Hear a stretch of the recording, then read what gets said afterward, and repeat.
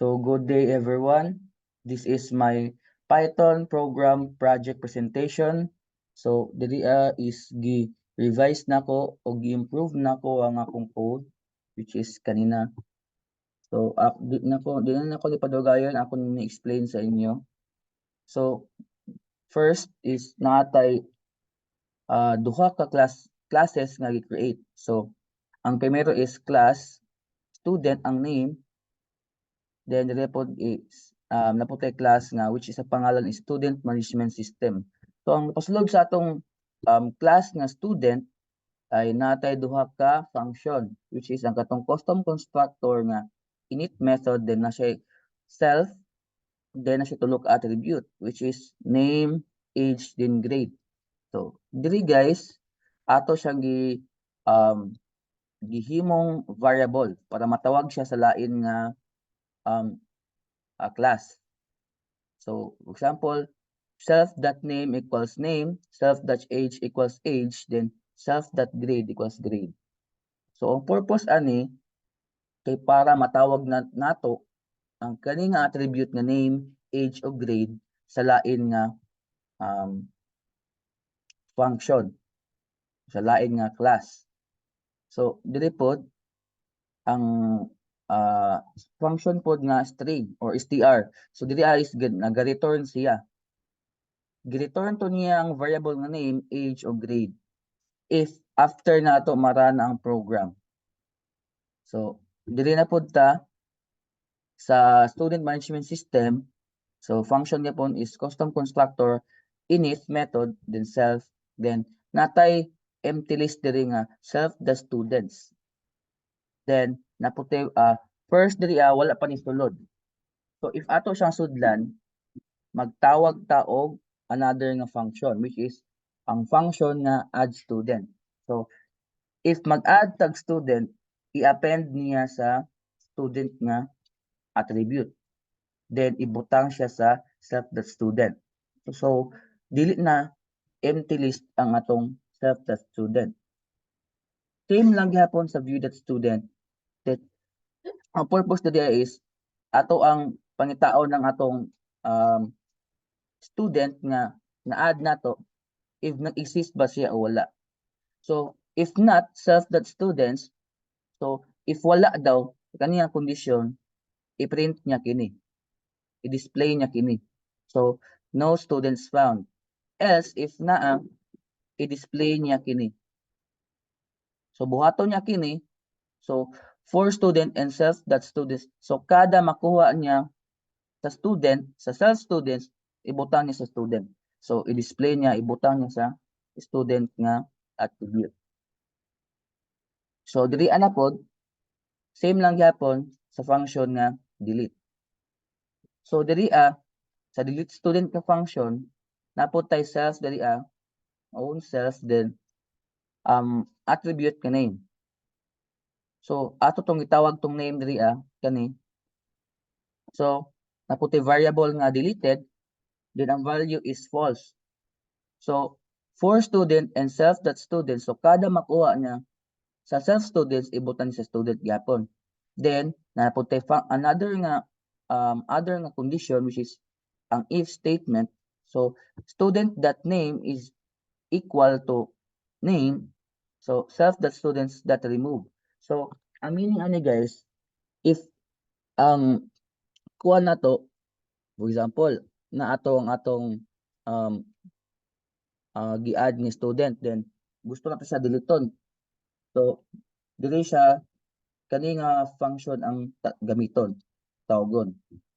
So i-remove to niya nga student ang gusto nimo ipa-remove, then i-print din niya ni successfully deleted student, then ang student.name, then deleted the variable, then ang value is true, then i-break din niya ang code. But if not deleted, so if wala daw, if wala na exist ang imong gusto nimo ipa-delete nga tao, so dili siya mo hagbong sa isa ka if statement. So student with name, then katong name attribute variable not found. Then dito po sa save to file, save na siya self, then file name.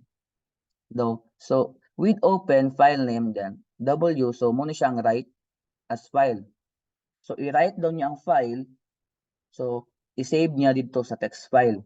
So file.write, so tawagon to niya tong student.name, tong student.age, kay di ba ang student ba is mo to atong attribute sa function nga kani add student.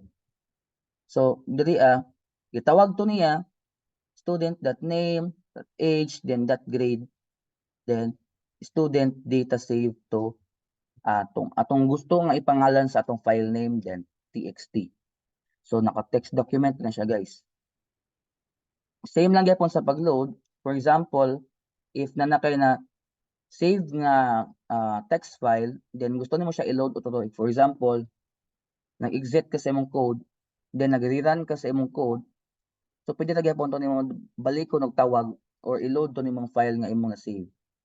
So dire empty list na po siya, jadi wala ko sulod ang self.students, then nagamit po to try and exit.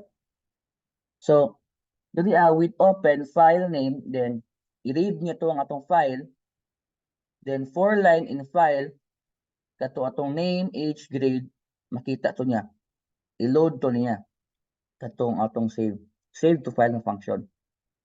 Then student, tong variable ng student, then equals to student, then tong name niya, age niya naka-int, then grade dayon. So kaya tanang i-append niya ni diri sa self.students, diri niya ibutang. So ang sulod daw ani, which is ang kani name, age, then grade, ibutang niya diri sa self-students. Then i-print din yung student data loaded from kung sa tong pangalan sa inyong text file, then ma-read na siya, ma-load na yung tong file na gusto nyo i-load. Then if wala po, dili siya mahagbong sa except file not found error. So print na file not found. Same lang po sa search student. Dili if mag-search kag student, then naputi variable nga found, which is equal to false. Then for student in self-student, so kada makuha niya sa self.students, ibutang niya sa student. So dili na po siya, if daanan ni execute ng condition, proceed na po ta sa lain ng condition, which is ang if statement. So if student.name.lower is equals to name.lower, then student found student. So ang purpose na gamit mo kog lower ng method, guys. So for example, pag mag-search ng student, gusto ko nga, for example, lowercase lang siya. So makita gyapon siya unya.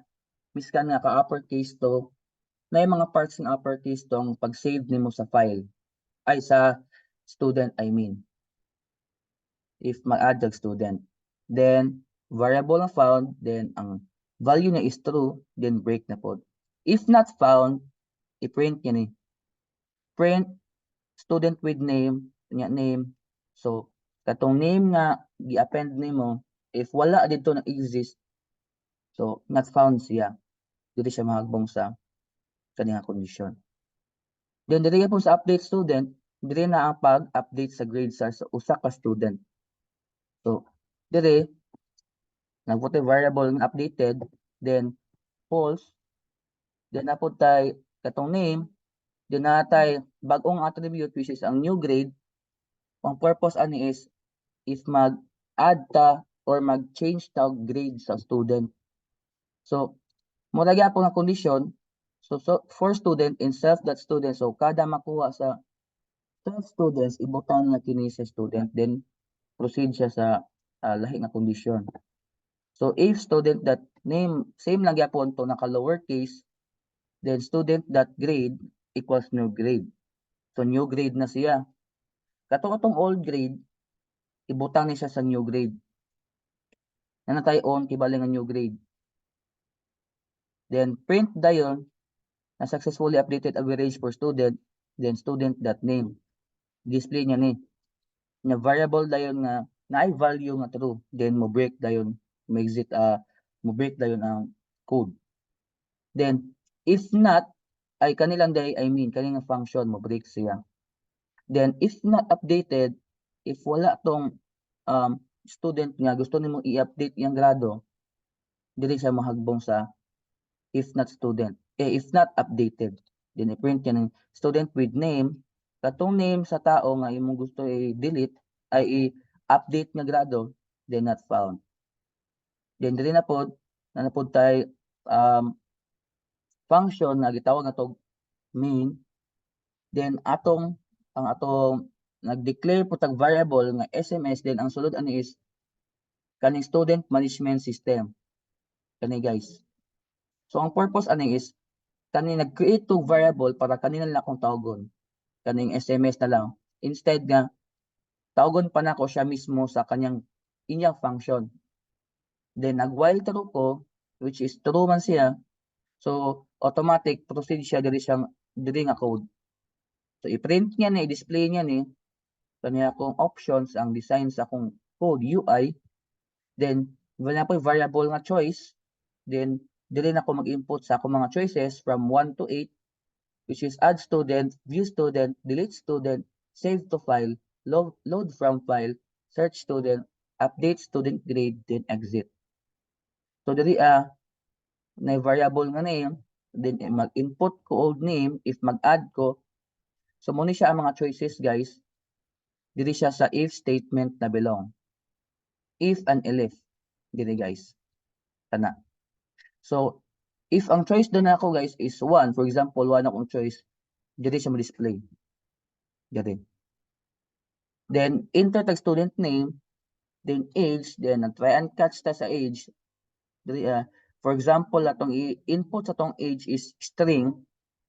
Dili siya butang sa invalid input. Please enter a valid age. Then mo continue siya. Mo loop back siya. Dili siya balik sa dili sa choices. Kay error man siya.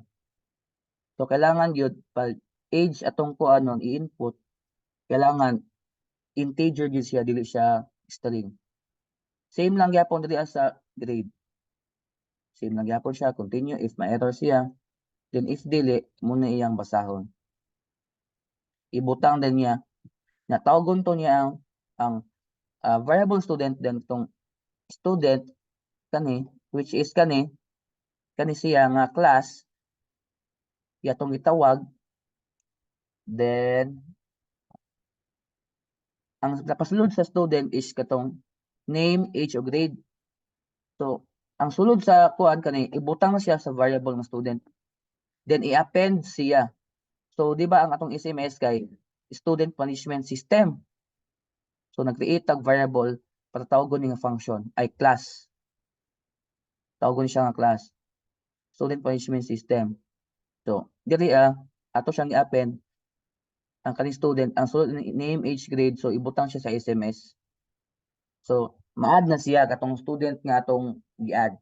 Then i-print ni student added successfully. Same lang gyapon sa choice. Diri akong to view student, tawagon to niyang katong SMS, which is katong class, tong student management system, then tong function nga view students. Same lang gyapon diri mag-enter ag mag-delete tag student, same sa akong giingon kanina. Then delete student, then katong name nga gusto nimo i-delete. Then tawag ibutang sa function na delete student. So sa diri sa class nga SMS, which is katong student punishment system. Lagi. Then diri po sa 4, same lang gyapon, if mag-save kag file, dili na katong variable na file, if unsa nga file, unsa nga name sa file ang gusto nimo i-create para ma-save siya dito. Then after nimo ma-create ang file, after ka mag-type og kanang file name, so diri siya mabutang sa function nga save to file function sa kaning SMS nga variable, which is katong student punishment system. Same lang yapon sa 5, sa load from file, enter file name to load, katong imong gusto nimo i-load nga file na na-save na nimo daan, then tawgon to niya yapon tong function na load from file, then SMS katong student management system. Same sa 6 gapon, if mag enter kag kuan student, if mag-search siya sa student name, so dili gyapon niya ibutang sa search student nga function, then SMS katong student management system. So diri mag-input tag name, then diri ibutang sa variable nga name, then diri ibutang dayon. Diri siya masulod sa function nga search student. Same lang gyapon sa kaning diri sa student grade, kung ma-update kag student grade, diri magkuan gyapon kag name, katong pangalan nga gusto nimong i-update iyang grado, so ibutang nimo siya sa variable nga name, then nag-try and accept ka, which is kani. So natay new nga variable which is ang pangalan new grade, then int ang iyang data type, then mag-input din ka og iyang new average. So if wala mag-exist ang imong gusto nimo i-update nga student, ang iyang grade, dili siya mabutang sa kaninga function, ay kaninga condition. So exact value error. So invalid input, please enter a valid average. So continue. So mulok back siya diri sa student punishment system kay mga options. So diri after na to ma-save, after na to mabutang sa new grade ang atong grado, diri na siya tawgon sa kani sa function nga update student grade. Then katong SMS gyapon nga student management system, then katong variable ay attribute nga name, then atong variable nga new grade. So ang napasulod ani diri siya ibutang sa update student grade. So ato tong tawgon tong mga function sa kada atong i-input nga mga number dito sa class nga student management system, which is kani. Let's see. Mo napasulod sa atong student management system. Then if magkuan po tag choice po tag 8, so elif choice is equal to 8, di pagtay tag 8, so exit niya ang program, then i-break niya.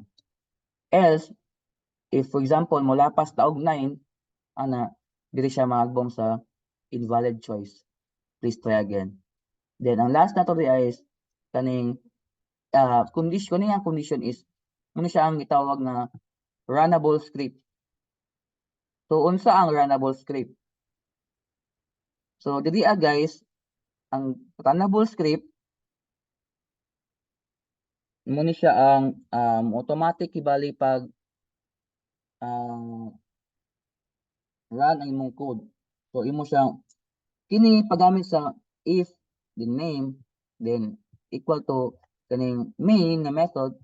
So condition kani nang hatag og paagi sa pagtukod og script nga mahimo nga gitawag og pagpatakbo nga independyente gikan sa lain nga mga module. So mo ni siya guys. Ato ni siya i-run after dayani. So ang sulod ani nga condition is katong main. So diri pag-run to sa code kani ang mugawas. So if ato siyang i-run,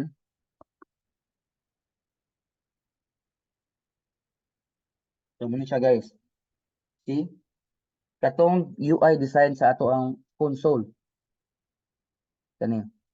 So if mag-add tag student for example, Jasper Sahulan,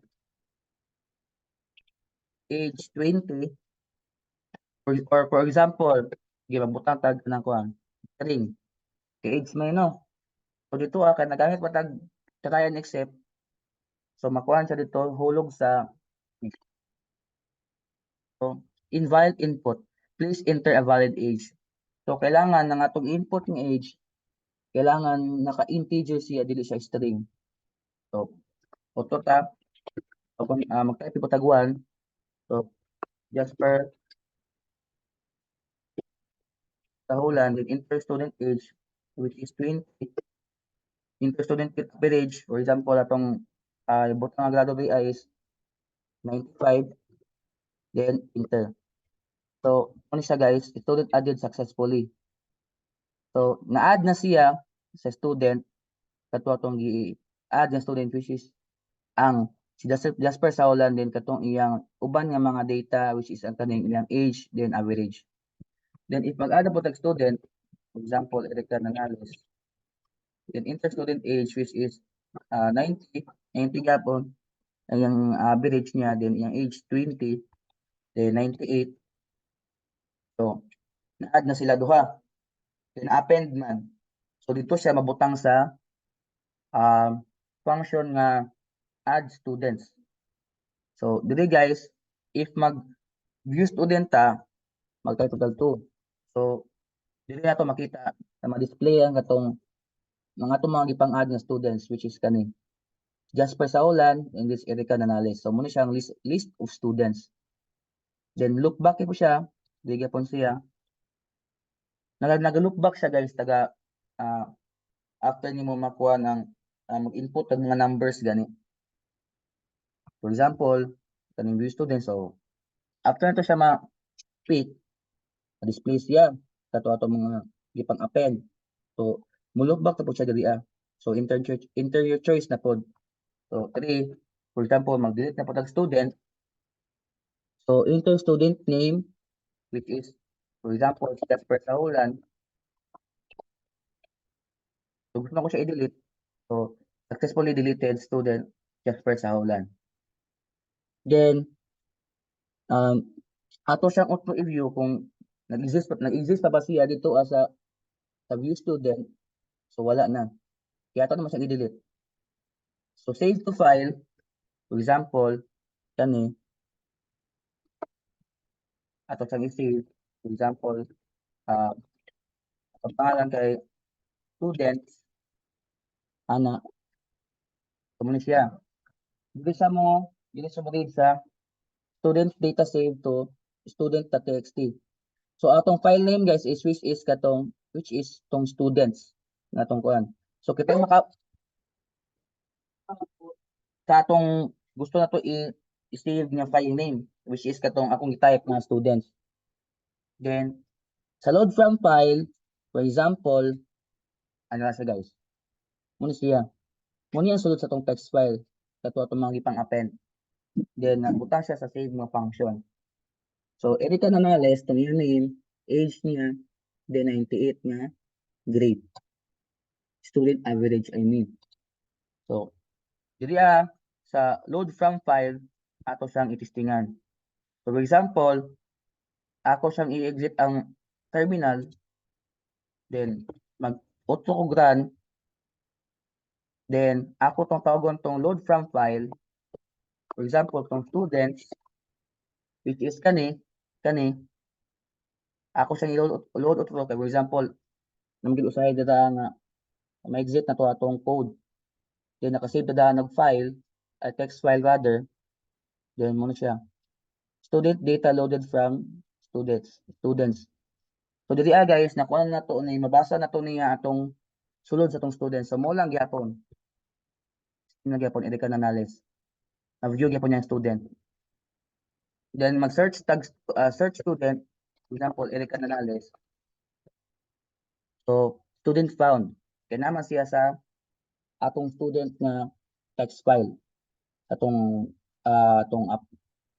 function na add to student. Then for example, ato siyang i-lower, for example, Erica Nanales lang. Makita gyapon siya kay naka-lower man siya. So either bisan pa i-lower pa nimo na makita gyud mo siya, ma-found gyapon siya kani Erica Nanales. Miskan nga capital letter ni yang first nga letter dili E which is E then N. Then dili sa update student grade, for example kana, so i-enter na pud sa ato si Erica Nanales kay mo man atong student Erica Nanales, then enter new average, for example atong baguhon ang iyang student average. So ato siyang graduan og remarks ng 100. So successfully update average for student katong name niya which is kani Erica Nanales. So ato siyang plantahon kung if nabago ba gid iyang grade, ato siyang i-view. So 100 iyang grade na-update na. Kaya atong gitawag to atong function na update student grade. Then ang last link option which is ang exit,